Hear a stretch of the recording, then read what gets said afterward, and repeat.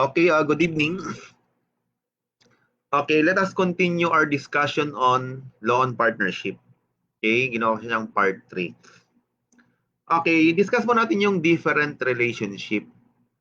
Okay, ito yung partnership. Meron siyang juridical personality, separate and distinct from the partners composing it. Okay? Ngayon, ang partnership, okay, meron siyang relationship, okay? Meron siyang different relationship from the partnership creditor. Ibig sabihin, iba ang relationship ng partnership pagdating sa partnership creditor. Iba ang relationship ng partnership with respect to individual partners. Iba rin ang relationship ng partners among themselves. Iba rin ang relationship ng individual partners with respect to partnership creditor. At iba rin ang relationship ng individual partners with respect to their separate creditor. Okay, kasi ganito yun. Pagdating kasi sa asset ng partnership, may preference ang partnership creditor. Okay? Kaya hindi pwedeng habulin directly ng partnership creditor yung individual partner. Ang kailangan niyang gawin, i-exhaust niya muna lahat ng asset ng partnership. Pag na fully exhaust na, then to make all partners liable pro rata. Kaya halimbawa, ang asset for instance is 600,000. Ang partnership creditors, liability natin sa partnership creditor is 1 million. Kaya dapat ubusin niya muna yung 600,000. Pag naubos na, yung balance na 400,000, i-divide siya ng 4. Including industrial partner.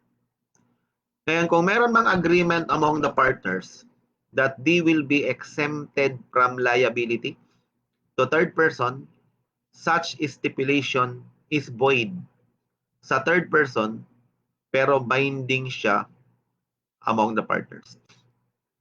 Kaya ang mangyayari dyan, yung 400,000, di ba? Kasi 1 million yung claims niya, ubusin mo yung 600, yung 400,000 divided by 4. Pero magkakaroon sila later on ng private settlement. Kasi si A being an industrial partner, exempted siya from losses. Si D naman, may agreement na exempted siya from liability, pero void yan sa third person, binding among the partners. Kaya pwedeng habulin ni D sa ni A si BC. Kaya to the end, okay, ang lalabas si B and C lang ang magiging liable. Okay? Pero yan ay private settlement among the partners. Pero insofar as third person is concerned, all of them are liable pro rata. At take note, dun sa mga individual asset naman ng partners, may preference naman ang kanilang partners or separate creditor. Kaya mapapansin mo sa mga individual asset ng partners, may preference yung may preference yung kanilang separate creditors. Pag sa asset naman ng partnership, may preference naman ang partnership creditor. Okay? Now, let us proceed now sa Article 1785. Sabi dyan, when a partnership for a fixed term or particular undertaking is continued after the termination of such term or particular undertaking, without any express agreement, the right and duties of the partners remain the same as they were at such termination, so far as is consistent daw with the partnership at will. A continuation of the business by the partners or such of them as habitually acted therein during the term without any settlement or liquidation of the partnership affairs is a prima facie evidence of continuation of the partnership. Okay, illustration class. Okay, halimbawa, si ABC nag-form ng partnership with a fixed term of 5 years. Wherein ang agreement nila, si A would be the managing partner and they will distribute profit and loss, okay, 30, 20, 50. Now, under the law kasi, di ba, 5 years yung term niya, 0 to 5 years. Pag nag-arrive yung kaka-5th year, anong effect? Under the law, the partnership is dissolved. Okay, bakit siya dissolve? Kasi yan ay expiration of term. Pero ang sinasabi ng batas, kapag halimbawa, nag-arrive yung ika-fifth year at wala silang ginawang liquidation, okay, ang presumption, i-continue. Kaya mako-convert siya into a partnership at will.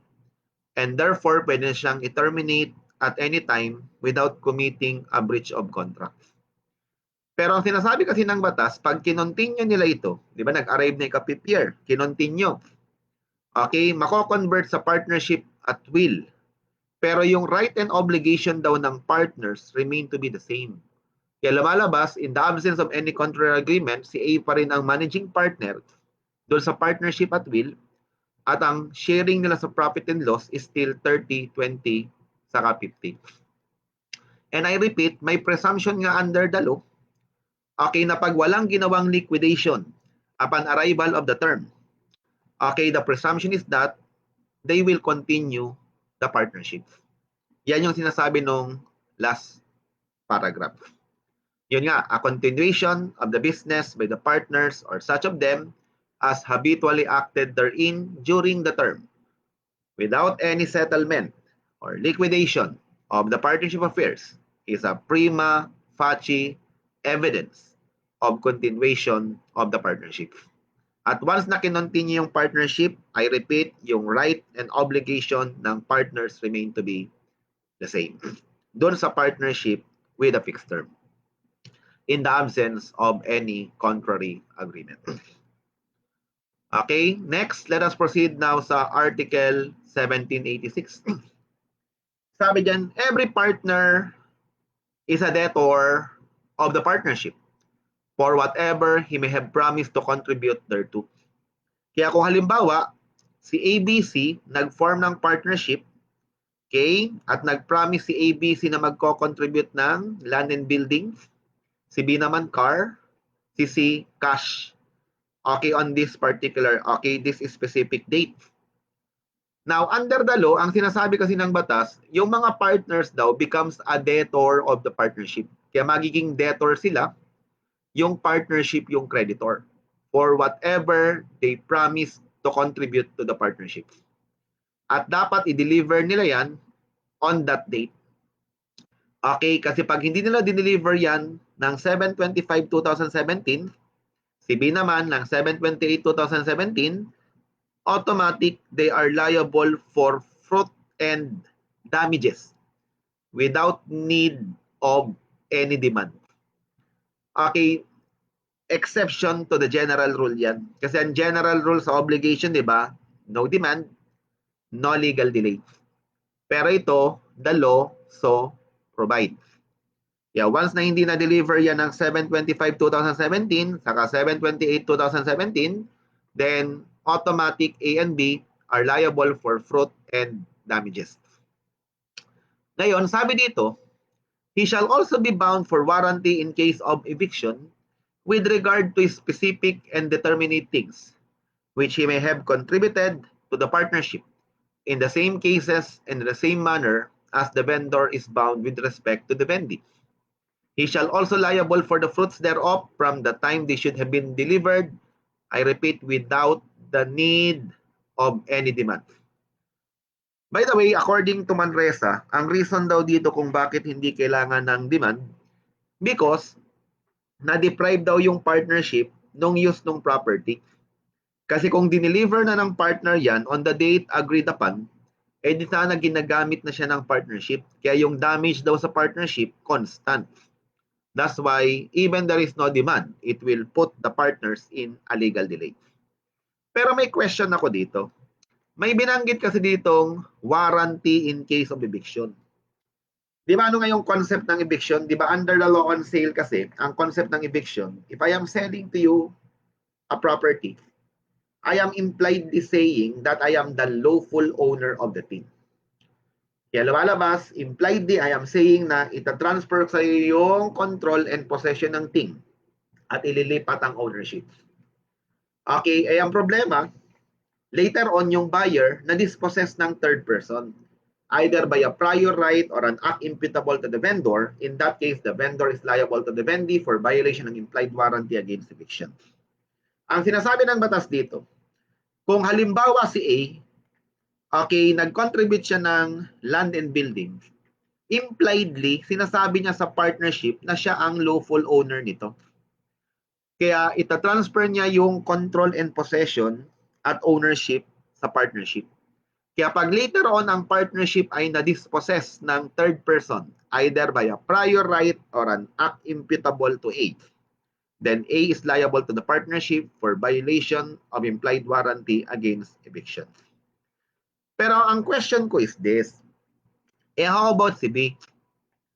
What if yung kinontribute ni B may hidden defect? Is B liable to the partnership for violation of implied warranty against hidden defect? Pag binasa mo yung Article 1786, walang minention dyan regarding implied warranty against hidden defect. Ang sinabi lang ay implied warranty against eviction. Kaya ang tanong, is B liable to the partnership in case yung kinontribute ni B na car ay may hidden defect? The answer is yes, according to Manresa. Kasi ang kanyang opinion is that, okay, even though the law is silent about it, these are impliedly included. Kaya kahit di mo siya makita dyan sa 1786, impliedly included, okay, na merong implied warranty yung partner against hidden defect. Kaya kung ang kinontribute ni B dito na car ay may hidden defect, then B is liable to the partnership. Pero how about yung contribution ng cash? Hindi yan covered ng 1786. Covered siya ng Article 1788 naman. Punta tayo sa 1788. Ang sabi dito, a partner was undertaken to contribute a sum of money and failed to do so. Kaya kung hindi niya dineliver yung sum of money ng 7/30/2017, liable siya for interest and damages. Kanina doon sa determinate object, fruit and damages, dito interest and damages from the time he should have complied with this obligation. Kaya ibig sabihin, automatic, pagdating ng 7/30/2017, hindi na-contribute or na-deliver ni C yung cash, liable siya for interest and damages. Okay? Tapos sabi dyan, the same rule applies to any amount he may have taken from the partnership coffers, and his liability shall begin from the time he converted the amount to his own use. Kaya halimbawa, si C, nag-withdraw siya ng cash sa partnership, pero ginamit niya for personal use. Under the law, C is liable to the partnership for interest, okay, from the time of conversion for his personal use. Yan yung sinasabi ng second paragraph. Okay, ulitin ko the same rule applies to any amount he may have taken from the partnership coffers, and his liability shall begin from the time he converted the amount to his own use. Okay, ito laging tinatanong sa CPA board exam, yung Article 1792. Okay, pero para mag-apply ang Article 1792, okay, meron siyang requisite. Okay, number 1, kailangan may dalawang credit. Isang credit ng partnership, isang credit ng managing partner. Second, both debt are due and demandable dapat.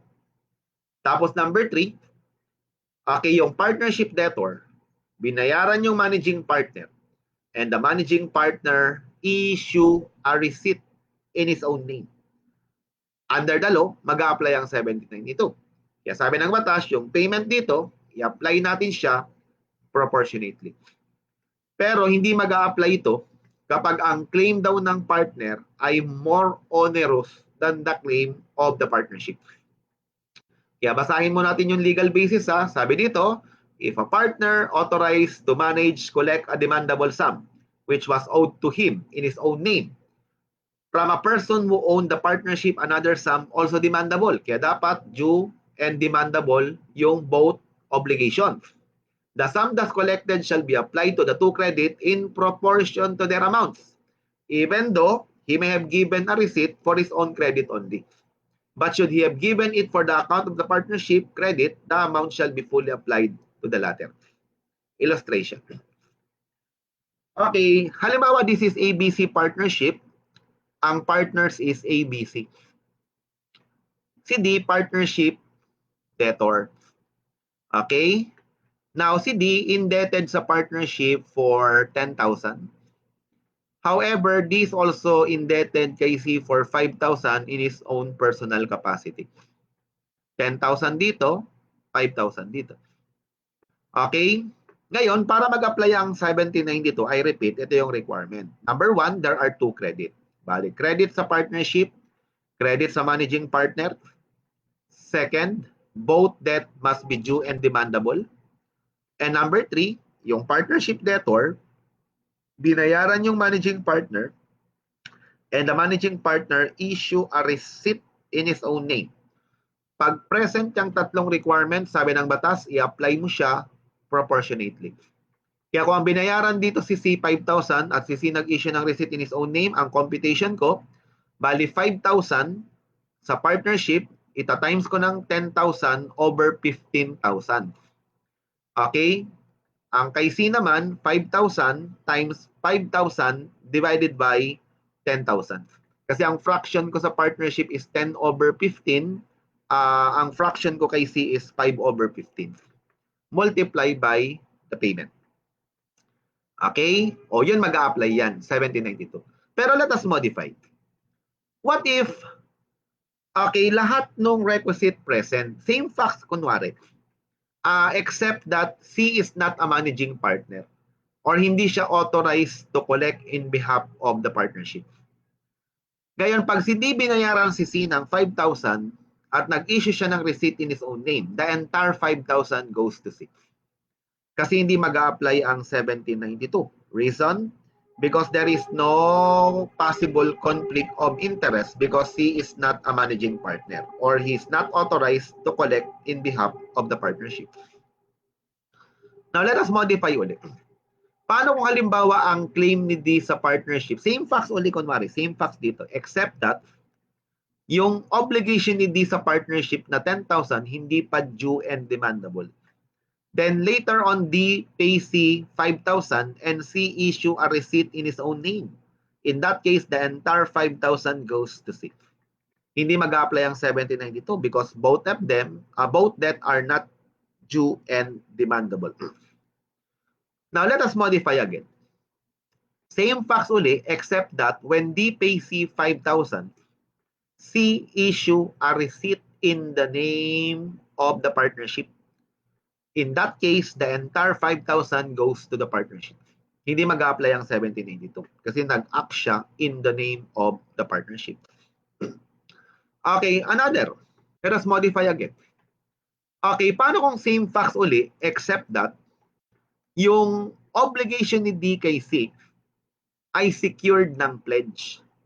Pero yung obligation ni D sa partnership is unsecured. Later on, D pays C 5,000 and C issue a receipt in his own name. In that case, the entire 5,000 goes to C. Hindi pa rin mag-a-apply ang 1792. Kasi ang sabi ng batas, doon sa second paragraph doon, this is without prejudice sa provision ng application for payment, okay, provided yung claim ng partner is more onerous than the claim of the partnership. Now, since yung claim ni C ay may pledge, mas onerous yan kesa sa claim ng partnership. That's why the entire amount goes to C. Pero let us modify again. Paano kung halimbawa same fact ulit, tapos ito naka-pledge? Ito unsecured. Pero when D pays C 5,000, C issue a receipt in the name of the partnership. In that case, the entire 5,000 goes to the partnership. Bakit? Kasi nag-issue siya ng receipt in the name of the partnership. Now, let us modify again. Same facts only except that ang obligation ni D sa partnership, okay, ito yung secured by pledge. Ito naman is unsecured. Binayaran ni DC ng 5,000 at si C ay nag-issue ng receipt in his own name. Okay, question. Kanino mapupunta yung 5,000? Answer, i-apply mo siya proportionately. Bakit i-apply mo siya proportionately? Kasi hindi siya nag-fall sa exception. You go back to the general rule. Kasi ang general rule, kailangan i-apply siya proportionately. At para mag-apply yung exception, kailangan si C, mas onerous yung claim niya sa partnership. Kaso mas onerous yung claim ng partnership, kaya hindi mag-apply ng exception, you go back to the general rule. Let us modify again.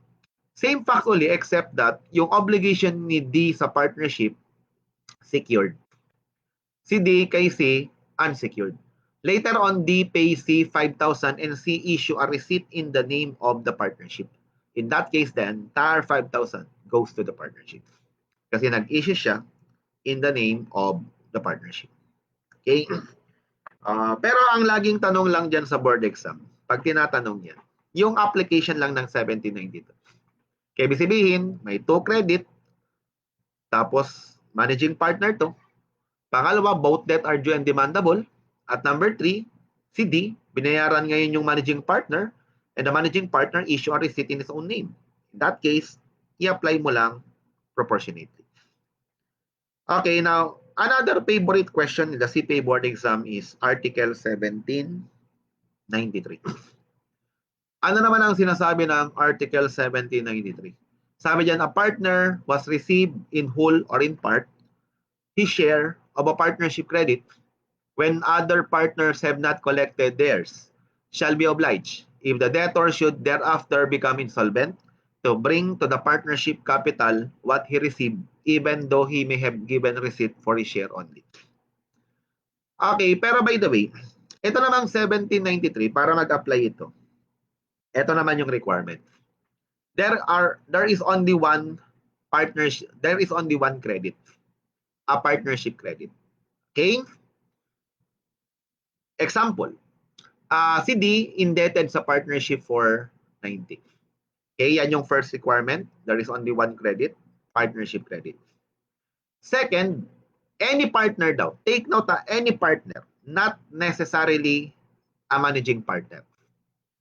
Nakakollect daw siya ng share niya dito sa partnership credit while the other partners have not collected their share. Yan yung second requirement. At pangatlo, subsequently, yung partnership debtor daw naging insolvent. Okay? Sabi ng batas, C must bring the 30,000 to the partnership capital. Okay? Kaya tandaan nyo ha, ulitin ko yung tatlong requirement. Una, there is only one credit, partnership credit. Second, any partner daw, nakakollect siya ng kanyang share sa partnership credit while the other partners have not collected their share. And third requirement, subsequently, the partnership debtor become insolvent. Then C must bring the 30,000 to the partnership capital. Kaya nakalagay nga dyan, to bring to the partnership capital what he received, even though he may have given receipt for his share only. Mapapansin mo, yung distinction niya sa 1792. Okay, sa 1792, dapat managing partner. Dito, hindi kailangan managing partner. Any partner siya. Okay, pangalawa, sa 1792, there are two partners, there are two credit. Credit ng partnership, saka credit ng managing partner. Sa 1793, isang credit lang, partnership credit lang. And third distinction nila, sa 1792, yung partnership debtor, hindi subsequently naging insolvent. Pero dito sa 1793, mandatory. Yung partnership debtor subsequently become insolvent. Okay? Ngayon, question. Anong reason dito nga pala? Ang reason daw kasi dito, that's why C must bring the 30,000 to the partnership capital kasi ang reason daw is that yung 60,000 balance kasi dito becomes a bad debts at dapat mag-share din si C for the bad debts. Kaya C must bring the 30,000 to the partnership capital. Ang problema, nung tinanong yan dati before sa CPA board exam, wala sa choices na C must bring the 30,000 to the partnership capital. Parang ganyan yung mismong question. Wala nakalagay sa choices na C must bring the 30,000 to the partnership capital. Kaya maghanap ka ng alternative answer. Meron doon sa choices na A and B may compel C to share them for the 30. Pwede na rin yun. Kasi pag binalik ni C yung 30,000 sa partnership capital, i-distribute din yan kay ABC. Kaya pwede na rin yun. Pero by the way, kung halimbawa, yan mismo yung tanong, tapos meron sa choices na letter A, C must bring the 30,000 to the partnership capital. Tapos letter B, A and B may compel C to share them for the 30. Piliin mo yung letter A. Kasi ang nakalagay doon sa batas mismo is to bring to the partnership capital what he received, even though he may have given receipt for his share only. Okay? Now next, let us proceed now sa 17. May tanong nga pala ako dito bago ka makalimutan. Sa 1793 nga pala, what if na-collect ni C yung 30,000 after dissolution na? May duty ba si C to bring the 30,000 to the partnership capital? The answer is no. Because according to Manresa, ang kanyang opinion dito is that, okay, since the partnership is already dissolved, it terminates the authority of any partner to act in behalf of the partnership. In fact, once the partnership is sold, there is no more partnership credit to speak of. Kaya lumalabas, yung 30,000 daw mapupunta lang kay C in order to give more benefit to a more diligent partner. Kasi since mas diligent dito, si C, mapunta sa kanyang entire 30,000. Pero kung na-collect niya yan, okay, before dissolution, then C is duty bound to bring the 30,000 to the partnership capital. Next, let us proceed now sa Article 1794. Sabi dyan, every partner is responsible to the partnership for damages suffered by it through his fault, and he cannot compensate them with the profits and benefits which he may have earned for the partnership by his industry. However, the court may equitably lessen this responsibility if through the partner's extraordinary effort in other activities of the partnership, unusual profit have been realized. Example lang. Halimbawa, class si A, one of the partner of ABC partnership, dahil engot siya, nag-cause siya ng damage sa partnership. However, okay, through the effort of A, nag-provide naman siya ng benefit. Okay? Provide siya ng profit and benefit, okay, because of his industry. Ang question lang or issue dito is that, pwede bang i-offset yung damage na na-cause niya doon sa benefit na na-provide niya? The answer, of course, is no. Why? Kasi, hindi siya pwedeng i-compensate. Kasi di ba sa compensation, sabi ng batas, di ba, there is compensation when two person in their own right are principal, debtor, and creditor with each other. Kaya dapat yung partnership may obligation kay A at si A may obligation sa partnership. But the problem in this case is that these are both obligation of a partner. Kasi ang unang obligation daw ng partner, the partner must act diligently and not to cause damage to the partnership. And second, okay, A is duty bound to provide benefit to the partnership. Now, since these are both obligation, then hindi siya pwedeng i-offset. Kaya offsetting is not allowed. Kasi improper siya. Okay, I repeat, pag compensation, dapat two person in their own right are principal, debtor, and creditor with each other. Pero question, what if si A, for instance, through his extraordinary effort, nag-provide siya ng, from other activity, nagkaroon ng unusual profit is realized. Pwede na ba siyang i-offset? The answer is no pa din. Ang authority lang ng court dito ay i-reduce lang yung damage to be awarded. Okay? Kaya nga nakalagay dyan, the court may equitably lessen lang. Pero hindi pa rin niya pwedeng i-offset. Kasi pag in-offset niya, that is a grave abuse of discretion amounting to lack or excess of jurisdiction. Because it has no basis in law. Kasi babalik ka doon sa definition ng compensation. Dapat, okay, two person in their own right are principal, debtor, and creditor with each other. And I repeat, these are both obligation of a partner. Okay, punta naman tayo sa Article 1796. Sabi dyan, the partnership shall be responsible to every partner for the amounts he may have disbursed on behalf of the partnership and for the corresponding interest from the time the expense are made. It shall also answer to each partner for the obligations he may have contracted in good faith in the interest of partnership business and for the risk in consequence of its management. Actually, ang sinasabi lang ng Article 1796, ina-emphasize lang dito na ang partner ay agent lang ng partnership. Kaya halimbawa, this is ABC partnership. ABC are partners of ABC partnership. Oh, Si A, being an agent of the partnership, okay, pag naka-incurred siya ng expenses para i-execute yung partnership, abay dapat i-reimburse siya ng partnership for all disbursement together with interest, syempre.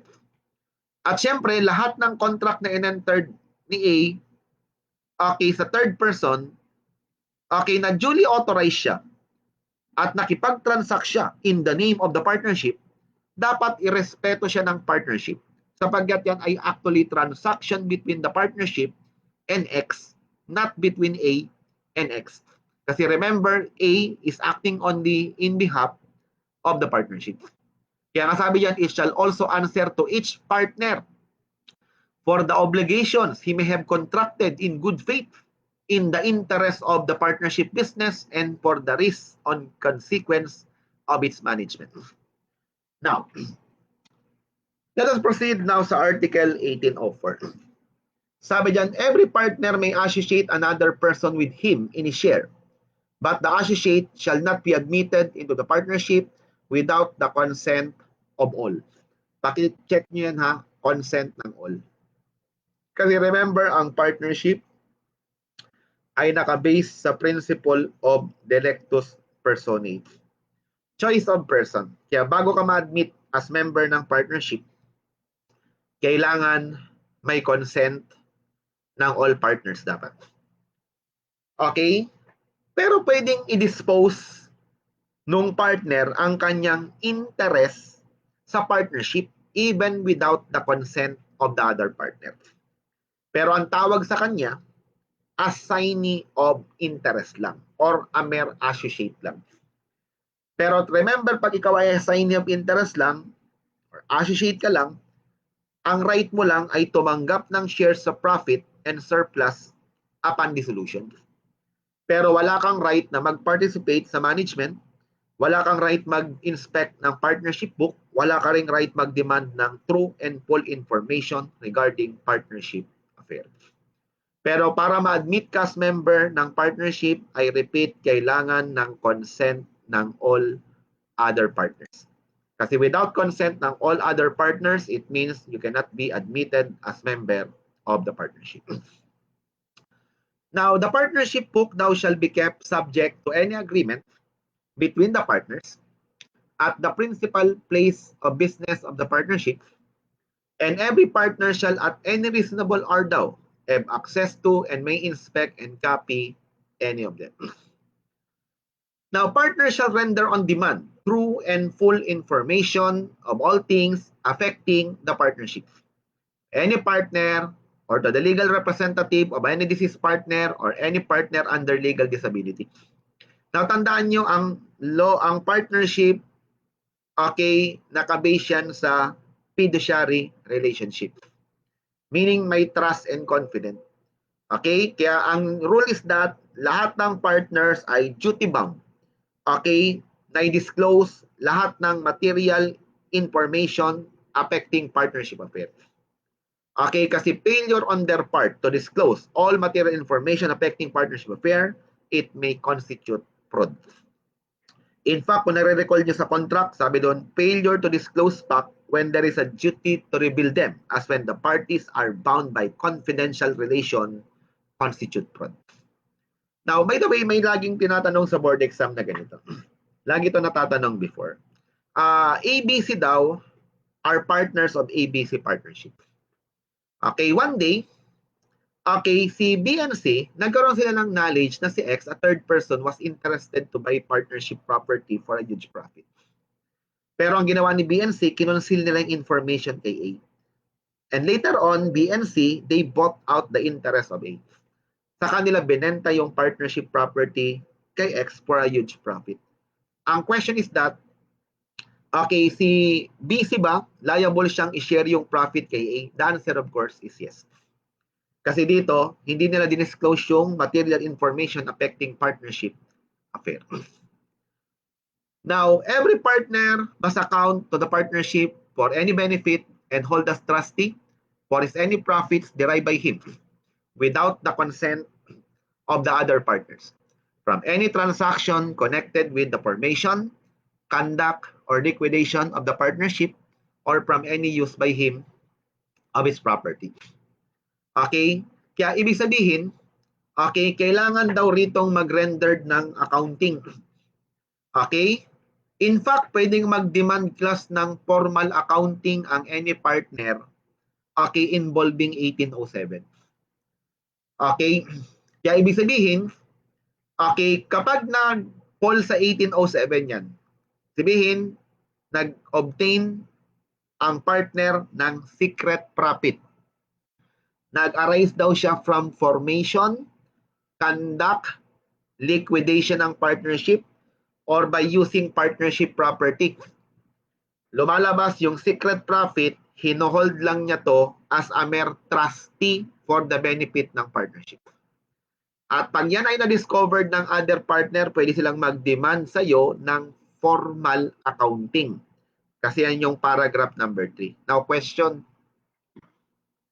As a general rule, can a partner demand formal accounting at any time? The answer is no. Kasi ang general rule, a partner cannot demand formal accounting at any time. Why? Kasi according to Manresa, ba't ka magdi-demand ng formal accounting? It would entail too much expenses.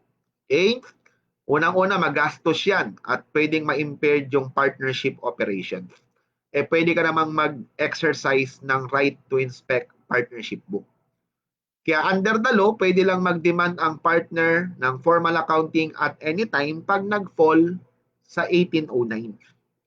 Number 1, if he is wrongfully excluded from the partnership business or possession of his property by his co-partners. Kaya kung halimbawa, in-exclude ka wrongfully, o kaya ayaw paggamit yung partnership property for partnership purpose, then pwede ka mag-demand ng formal accounting. Second, ito because of agreement.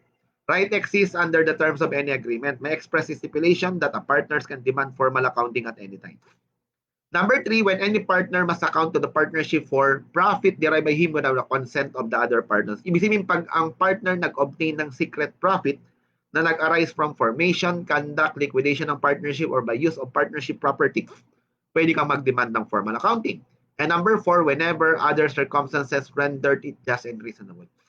Dito may nakita kong I think parang author na ang example niya sa number 4 is that pag yung partner for instance is most of the time out of town o kaya or outside the country wherein he cannot reasonably expect to exercise the right to inspect partnership book, then it will fall under paragraph 4.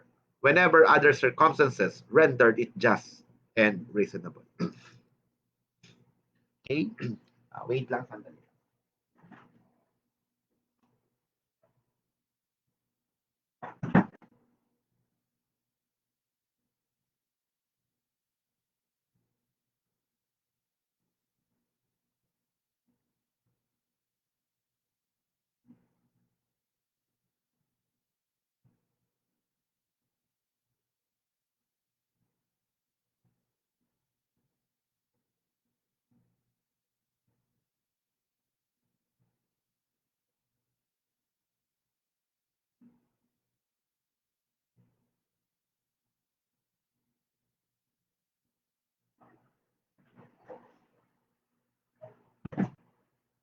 Okay.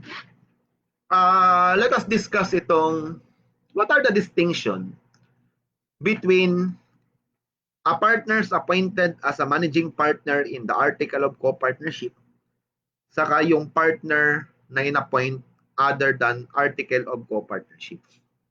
Okay? O, ito ang distinction nila. Pag in-appoint ka kasi as managing partner in the article of co-partnership, you can perform all act of administration despite the opposition of the other partner. Okay? And you can be removed only upon just and lawful cost. By whom? By the controlling interest.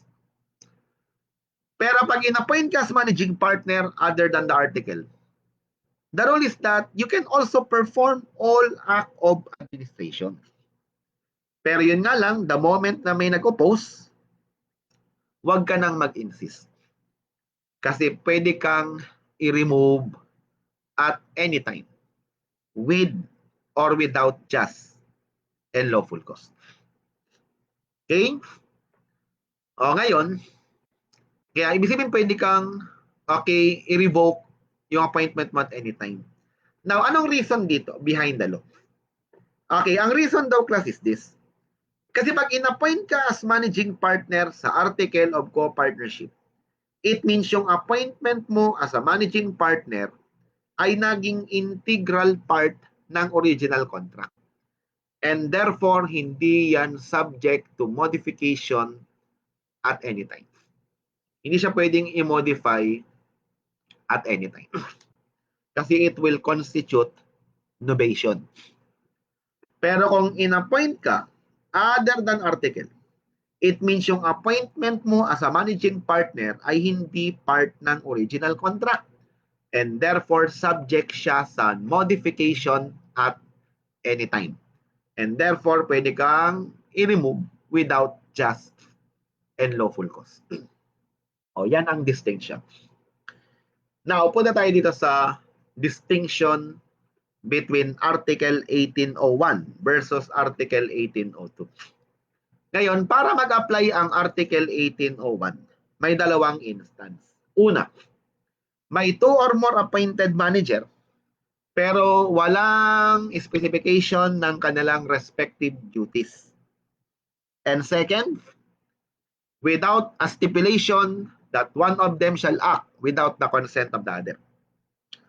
Pero kung halimbawa may 2 or more appointed manager, pero merong stipulation na none of them shall act without the consent of the other, ang mag-a-apply is Article 1802. At anong pinagkaiba nila? Sa 1801, ang rule. Okay, each one may separately execute all act of administration. Pero ang problema, kapag halimbawa nag-tie yan, okay, ibig sabihin pag may nag-oppose, ibig sabihin all of them can perform all act administration. Pero pag may nag-oppose daw, kailangan siyang i-decide ng majority shall prevail. Ang ibig sabihin ng majority dyan, it should be per head. Pero pag nag-tie, then it will be decided by the controlling interest. Example. Halimbawa, this is ABC partnership.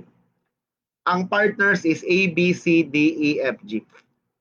Ngayon, may appointed manager, si A, B, C, D, E. Ngayon, sabi ko para mag-apply ang Article 1801, okay, una, may 2 or more appointed manager. Okay, tapos wala silang designation ng kanilang respective duties. Wala naka-indicate ano bang duties ni A, ni B, ni C, ni D, saka ni A. Or pangalawa, may 2 or more appointed manager pero wala silang agreement na none of them shall act without the consent of the other. Ibig sabihin, wala silang agreement na ganito. Ikaw A, hindi ka pwedeng mag-act pag walang consent si B, C, D, E. Wala silang ganong agreement. O ikaw B, hindi ka pwedeng mag-act pag walang consent si A, C, D, E. O walang ganong agreement. Article 1801 yan. Kaya sabi ng batas, in this case, all of them can perform all act of administration. Kaya ibig sabihin si A, B, C, D, E, lahat sila pwedeng mag-perform ng all act of administration, but not strict dominion na power of management lang. Pero pag si A daw ay gumawa ng act of administration at inoppose ni B, in that case, i-decide siya ng majority shall prevail. Question, ano ibig sabihin ng majority shall prevail? Is that majority of all the partners or is that majority only of the managing partner? Now, according to Manresa, ang ibig sabihin ng majority dito is only majority of the managing partner. Kasi ang reason daw dito is that since yung power of management ay dinelegate na sa managing partner, it means only the managing partner will decide. Kaya hindi kasamang boboto dyan si FG. Kaya botohan per head. O ito nag-propose ng act of administration in opposition ni B. Kumampi si C kay A. Kumampi si D kay A. Si E kumampi kay B. Panalo ang group ni A. Kaya isa siyang valid act of administration. Pero let us assume na si C nag-abstain or kaya absent. Si D nag-vote in favor of A, si A nag-vote in favor of B, di walang majority. Kaya punta ka sa letter C. In case of a tie, the matter shall be decided by the partners owing the controlling interest. Kaya titignan natin yung percentage of interest nila. Pero ang tanong, percentage of interest nino? Nung all partners or managing partner lang? Okay, may first and second view dyan. Okay, unahin natin yung first view. Okay, sabi ni Manresa, ang kanyang view is dapat managing partner pa din. Kasi ang reason daw is that since yung power of management nga, dinelegate na sa managing partner, it means only the managing partner will decide. But on the contrary view, pag sinabing controlling interest, all partners na, including non-appointed managing partner. Okay? Kaya lahat sila boboto. Tingnan mo lang yung percentage of interest. By the way, sabi ano, sir, first or second view, tingnan na lang sa problem. Kung ang bumoto yung managing partner lang, first view. Kung lahat ng partners bumoto, it means that is the second view. Okay, ngayon, punta naman tayo sa Article 1802. Sa 1802 naman, sabi dito, para mag-apply ito, may 2 or more appointed manager. Pero, okay, may agreement sila na none of them shall act without the consent of the other. Halimbawa, si ABC partnership to, ang appointed manager, ABCDE, may agreement sila na none of them shall act without the consent of the other. Bawa, may agreement na si A, ikaw A, hindi ka pwedeng mag-act pag walang consent si BCDE. Ikaw B, hindi ka pwedeng mag-act pag walang consent si ACDE. Ikaw C, hindi ka pwedeng mag-act pag walang consent si ABDE. Ikaw D, hindi ka pwedeng mag-act pag walang consent si ABCE. At ikaw E, hindi ka pwedeng mag-act pag walang consent si ABCD. 1802 yan. In that case, sabi ng batas, the concurrence of all shall be necessary for validity of the act. Kaya dapat lahat silang mag-agree. In fact, sabi pa ng batas, the absence or disability of any one of them cannot be an excuse. Kaya si A may sakit kunwari, okay, di pwedeng mag-act si B, C, D dyan kung wala si A. Kahit may sakit yan. Kasi ang sabi ng batas, iba, the absence or disability of any one of them cannot be an excuse. Pero may exception, unless there is an imminent danger of grave or irreparable injury to the partnership. Ano ibig sabihin nitong irreparable? Pag sinabing irreparable injury, it means pag na-damage yung partnership that is already beyond repair. Or imminent danger naman. Sabihin, andyan na eh. May danger nga lang, ibig sabihin, halimbawa, andyan na yung danger, tapos gusto mo pang habol, kailangan pa ng consent ni A, andyan na si BCD. Kasi otherwise, kung magkakaroon ng inaction sa part ni BCD, madadamage na yung partnership. O yan, hindi na kailangan ng consent ni A. Kasi meron ng imminent danger. Kaya dalawa yan, imminent danger of grave, okay, or irreparable injury to the partnership. Example, halimbawa, yung partnership kunwari is engaged sa buy and sell of perishable item. Meron silang cold storage. Meron siyang millions worth of inventory. One day, nasira yung cold storage. Si A nasa abroad. Pero may agreement sila na none of them shall act without the consent of the other. Pwede mag-act si B, C, D, E even without A? The answer is yes. Kasi pag meron ng imminent danger of grave or irreparable injury to the partnership, kasi kung hindi sila maggagawa ng immediate action, hihintayin pa nila si A, mapeperish yung inventory. Kaya exception siya. Pero actually, hindi yan ang concern ko. Tingnan nyo to ha. Paano kung halimbawa ganito? Meron silang agreement na none of them shall act without the consent of the other. Okay? Yun ang agreement nila ha. None of them shall act without the consent of the other. Kaya dapat, concurrence ng all shall be necessary for validity ng act. Ang problema si A, nakipag-transact kay X without consent ni B, C, D, E. Ngayon ang tanong is this. Yun bang transaction ni A kay X binding sa partnership? Answer, it depends. Sabi mo ba taging it depends na yan? Kasi, tandaan nyo, iba ang relationship ng partners among themselves, iba ang relationship sa third person. Kaya kung meron man silang agreement na none of them shall act without the consent of the other, binding lang kay A, B, C, D, E yan. Okay? Among the partners lang yan.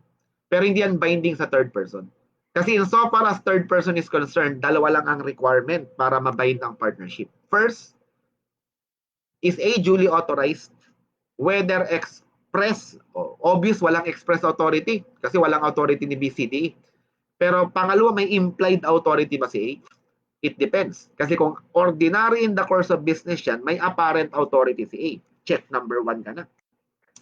At pangalawa, nakipag-transact ba si A kay X in the name of the partnership? Kasi pag present yan dalawang requirement na yan, that is actually transaction between partnership and X. In fact, kung nare-recall nyo sa law on agency, may dalawang requirement lang para mabind ng agent ang principal. First, the agent must be duly authorized, and second, the agent must act in the name of the principal. Kaya pag present yung dalawang yan, it means the transaction is actually between the principal and third person, not between an agent and a third person. Remember, ang partner ay agent lang ng partnership. Kaya ibig sabihin, kung ordinary in the course of business yan, binding sa partnership.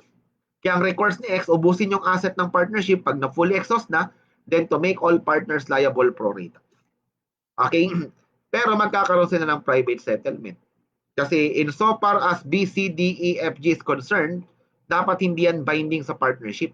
Kasi meron silang agreement na none of them shall act without the consent of the other. Pero since na-bind yung third person dito, liable lahat kayo, pro rata. Okay? Kaya tingnan yung maigi, yung different relationship.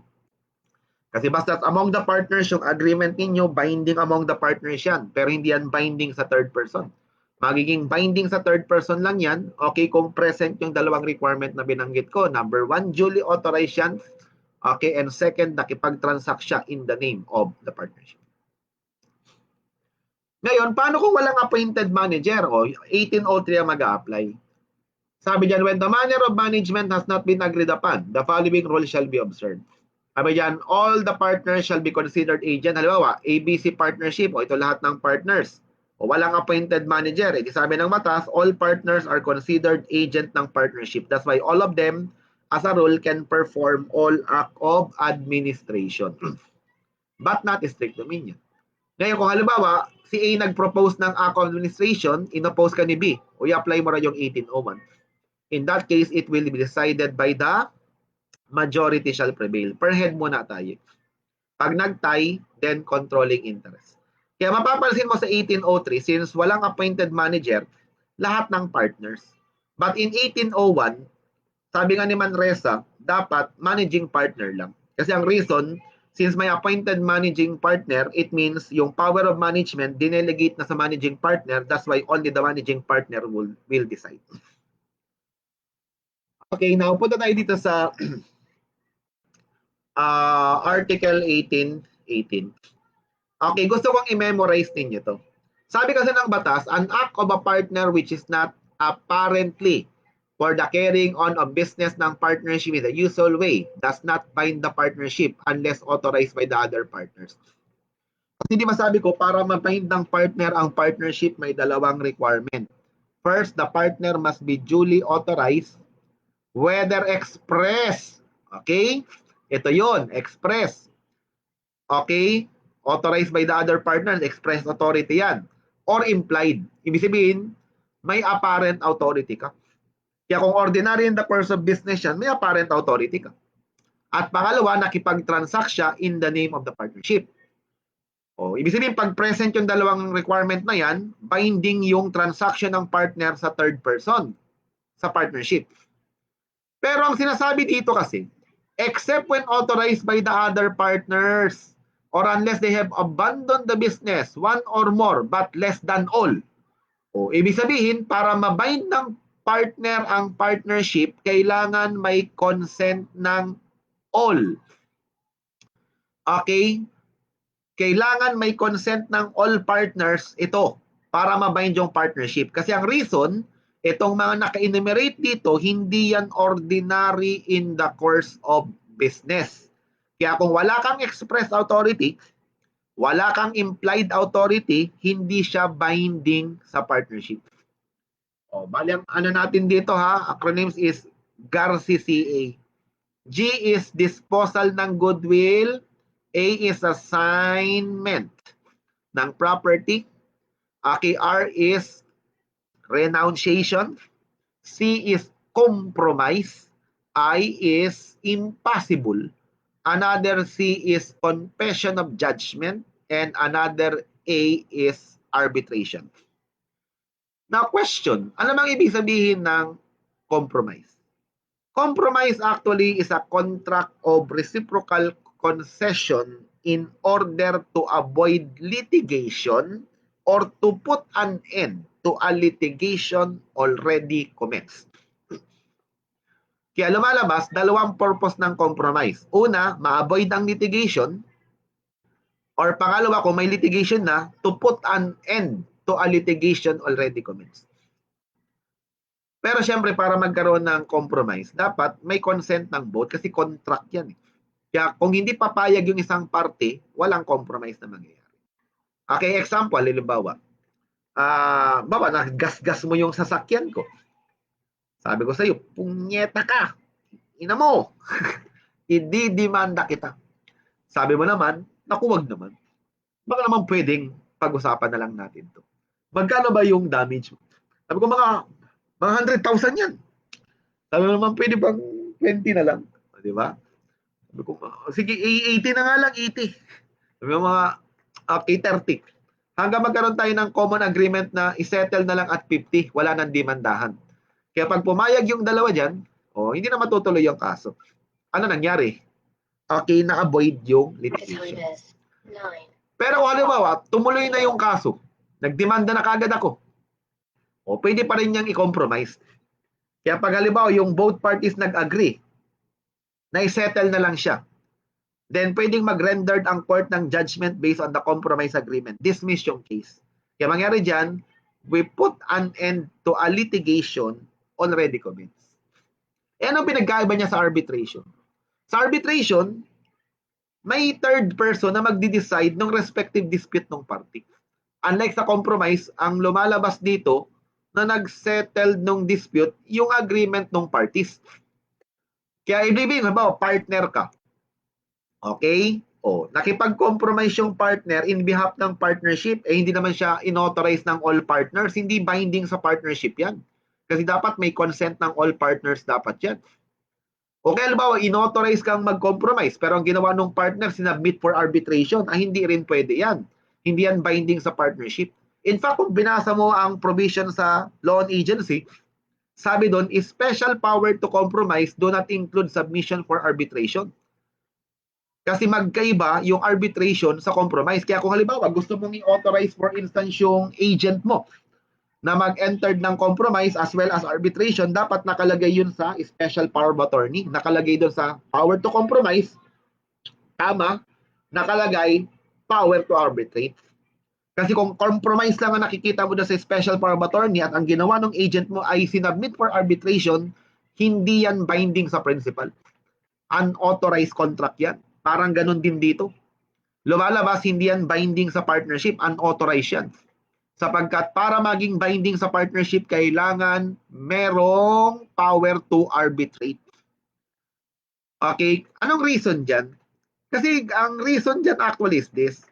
Kasi may possibility kasi na yung principal ay merong tiwala sa capability ng kanyang agent mag-compromise. Pero wala siyang tiwala sa pagmumuka ng third person. Kasi remember sa arbitration, third person ang magdi-decide dun sa respective dispute ng party. Kaya tandaan niyo mga yan ha. Confession of judgment. Ano ba yung confess? Di ba pag confess, nangungumpisal ka. Kaya ibig sabihin pag confess, nag-a-admit ka. Kaya kung nagkakaroon ng admission of liability yung partner in behalf ng partnership, hindi yan binding sa partnership unless authorized siya ng all partners. Kaya gusto kong i-memorize niyo itong lahat ng ito. Basta tandaan nyo lang yan ha. Yung goodwill, assign, okay, renounce, compromise, impossible, confession of judgment, saka arbitration. Lahat ng yan, kailangan ng consent ng all partners. Otherwise, hindi siya binding sa partnership. Sabi dyan, no act of a partner in contravention of a restriction on authority shall bind the partnership to persons having knowledge of the restriction. Okay, question. Ano ang pinagkaiba ng capitalist partner sa industrial partner to engage in business? Okay, etong rule.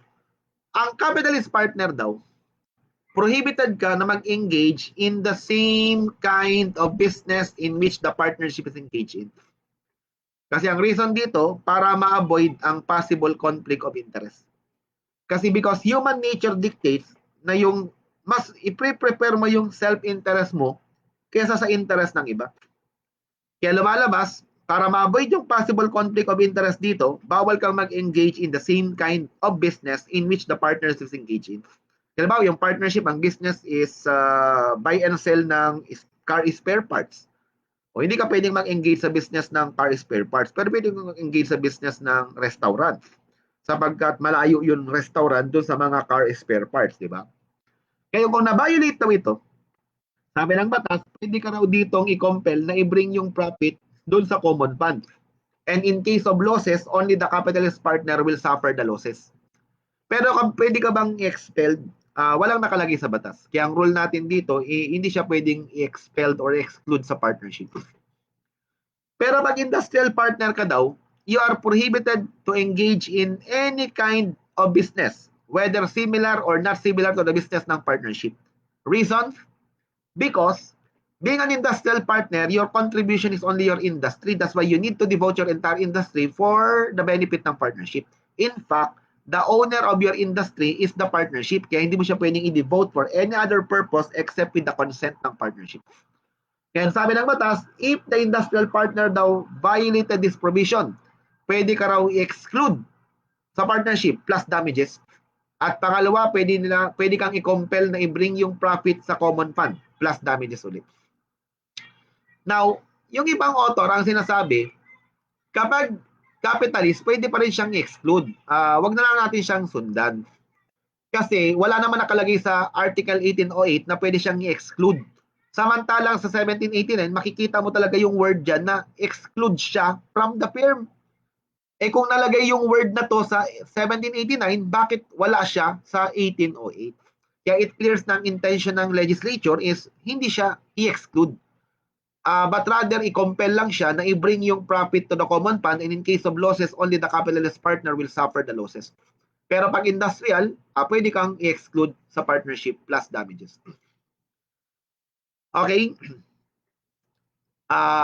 Itong property rights, okay, iano ko na siya sa separate, okay, PowerPoint. Okay? That is now for next meeting.